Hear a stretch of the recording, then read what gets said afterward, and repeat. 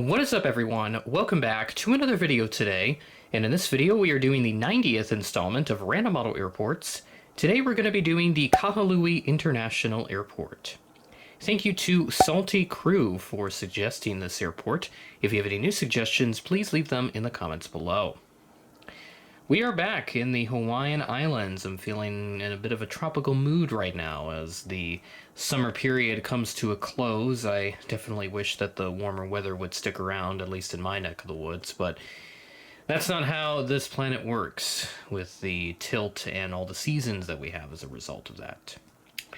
But I figured we'd visit another one of the Hawaiian airports, this one a bit larger than the one that I did last year around this time, which was Lihue, on one of the other islands. So Kahului, I think this is like the second biggest Hawaiian airport, because it's always like Honolulu and then Kahului is usually like second or third. I think it's always second usually. So I figured I'd get to this airport because Honolulu is too big, plus I'm missing a good chunk of airlines that fly there, notably ANA with the A380, the Flying Hanus, and also like Philippine Airlines, they fly there with the A330s usually, and Korean Air, Japan Airlines, and several others out there that I can't name off the top of my head right now.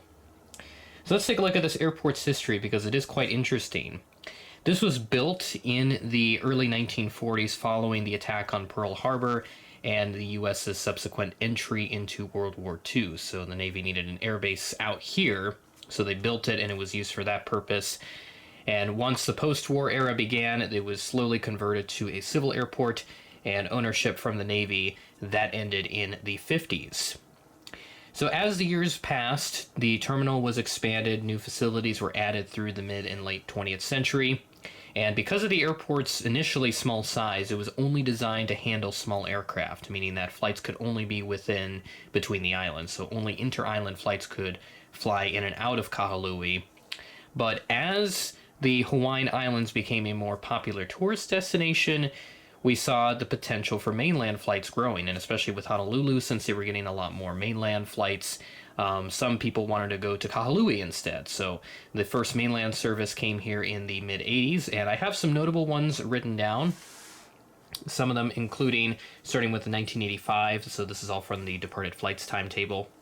In 1985, American had DC-10s from Dallas.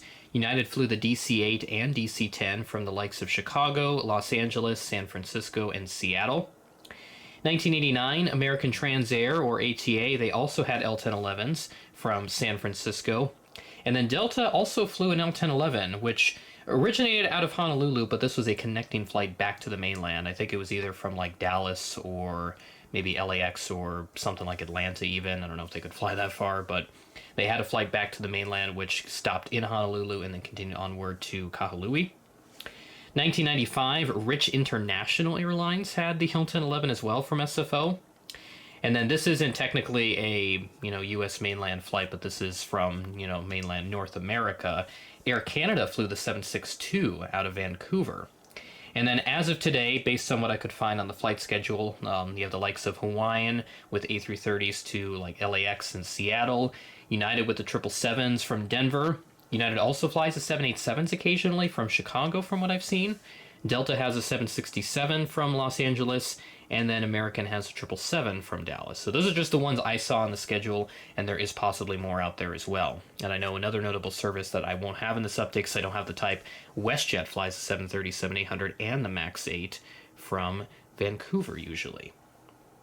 So pretty diverse setup for this airport, and especially very nice. You see Alaska also having a really great presence here, as they and Hawaiian have a pretty big partnership now. They're technically I think they're like one airline or something. I don't know what they're doing at this point, but they're getting 787s. They're going to start flying to Europe, and the livery that they have is actually really nice. I know people don't like the fact that the Eskimo is not there anymore, but I do like the Northern Lights livery that they chose as sort of the replacement. But as far as I know, I don't think any of the other Alaska aircraft like the 737s and the Embraer E-Jets are going to get repainted and remove that Chester branding on it. So hopefully that will stay true and we don't see the absorption of, Alaska and Hawaiian or vice versa, because both those airlines are really nice. I'd love to try either or one day. Hopefully that day will come. But as always, patience is a virtue, and eventually we'll get to do all sorts of fun things that we love doing. And hopefully one day I'll get to fly to the Hawaiian Islands as well. So we'll start way down on the other end, and yes, as you've noted already, Kahuli's terminal is pretty long. It takes up pretty much the entire space that I have here for this setup. So we start off with one of the wide-body services to the mainland U.S., this United 777, arriving in from Denver as Flight 1736 on the once daily service. This arrived in at 2:57 p.m. ahead of a scheduled 3:08 p.m. arrival. And this is one of the non-ER high domestic or high density domestic configured ones, I believe. November 213 Uniform Alpha. That does sound about right since it is a non-ER, and that's the same type that I flew between Denver and Chicago. And hopefully NG doesn't even blue 777. I suggested to them the exact tail number I flew, which was 772 Uniform Alpha. So hopefully they get that done at some point. Or maybe Gemini will do another release, because if they're doing stuff like the United CRJ 550, they'll hopefully do an Embraer 175 in the next release, and possibly maybe another United wide-body, another batch of those. So we'll keep an eye on that. Moving over, we have the 737 MAX 8 from San Francisco at Gate 3. This arrived in as Flight 2623 at 3:17 p.m., 21 minutes early. We skip over Gate 7 and 9 and then head into our southwest section. Now, most of the flights in this update are from Friday, August 29th, so we're still on the August schedule since this is the first day of the month. Happy Labor Day as well. So that's why I'm doing random model airports on a Monday instead of the usual first Friday, which I have done now ever since I updated my schedule. The 737 MAX 8 with the Canyon Blue livery arrived in from Honolulu on one of the many inter-island flights. They actually fly this route several times a day, like 6, 7, 8 times every day, which is quite impressive. But this arrived in as Flight 2855 from Honolulu, one of the first flights of the day, arriving in at 6:21 a.m., 14 minutes early. And then next to that, here's a standard livery MAX 8, this flight coming in from the mainland U.S., Phoenix Sky Harbor as Flight 3906. And this arrived in at 12:59 p.m., 1 minute early. And then onto our Alaska section. They have the 738s, which fly in from the mainland, which is quite impressive. But obviously these 738s can do the hop between, the West Coast and the Hawaiian Islands. I think even Southwest may have tried that once before, but they predominantly will only use the MAXs. But at any rate, we have the 738, which arrived in from Seattle on the 2 to 3 daily service, arriving in as Flight 805 at 9:38 p.m., which is right on schedule. I actually have 3 Alaska flights. All of them are coming in from Seattle, so that will perfectly represent the frequency here in this update. I think it's the first time I've ever done that with the accurate frequencies. Well, here we have a MAX 8, which is always nice to use. I still need to get a MAX 9 on the regular livery, since I finally spotted one of them up close at my home airport. Got to charter one of those recently. This arrived in as Flight 825 at 11:14 a.m., 10 minutes early. And of course, since this is the only MAX 9 that I have, I've got to use this to the greatest potential until I get a standard livery. So NG, please get on it, or Gemini, I don't care who it is, just somebody do another MAX 9 Alaska standard livery. The Orca one's really nice, don't get me wrong, but I need a standard livery more than anything. So we have the Orca MAX 9, the West Coast Wonders, arriving in as Flight 817 at 3:37 p.m., 21 minutes early. That's all for the Alaska section. Now we move on to the Hawaiian section here. I need to get readjusted real quick. This is what happens when I try to do an airport update with such a long terminal.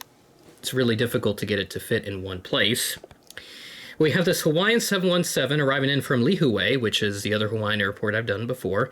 This arrived in as Flight 240 at 11:30 a.m., 20 minutes early. And we're actually going to flip the camera around because I'm sick and tired of being in that position. It gets pretty tight because I got the wall right behind me. So anyway, let's continue with the update. So we have the A321neo coming in from the mainland. This is from Oakland, California as Flight 23. And this arrived in at 9:23 a.m., just 3 minutes behind schedule. Here, what the heck is Swiss doing here at Kahului? Well, this is actually because it is a substitute for a Hawaiian A330-200. This arrived in from Seattle as Flight 29 at 1:19 p.m., 6 minutes early. The only reason why I'm doing this is because I need a reminder to myself as to how ridiculous it is that I've gone this long being an American collector and have still not got a Hawaiian A330 for my collection. Rest assured, I will be changing that ASAP, as I will be ordering the Phoenix release that, I think it's a really new release from my understanding, but I will be getting that, and I'm also going to get the 787 as well to complement that. So very excited for that. Be on the lookout for that unboxing in the coming weeks.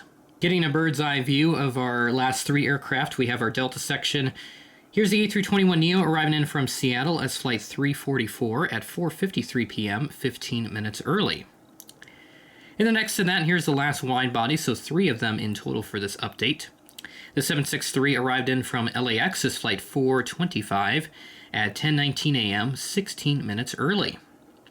Very good performance for on-time and early arrivals. The efficiency here is fantastic, and a good way to cap this off is with this American A321neo from Phoenix Sky Harbor as flight 645.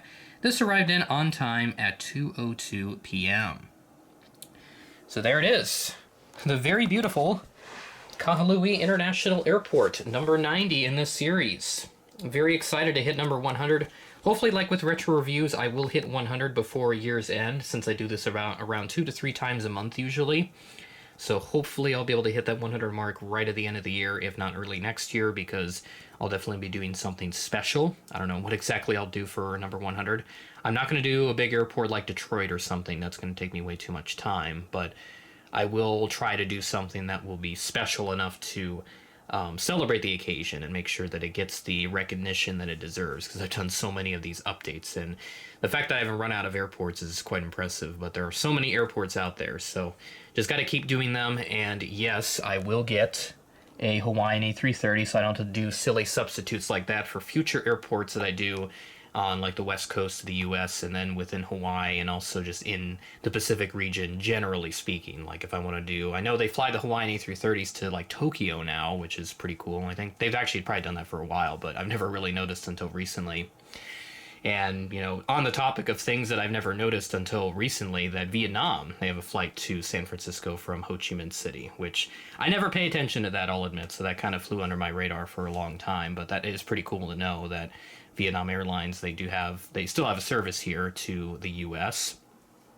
But back on the topic of something like this, that Hawaiian A330 and then the 787, they will be added to the collection. I have expressed interest in adding the 787 especially for a long time, ever since Gemini did that first release in 2024, and then, you know, NG having done one.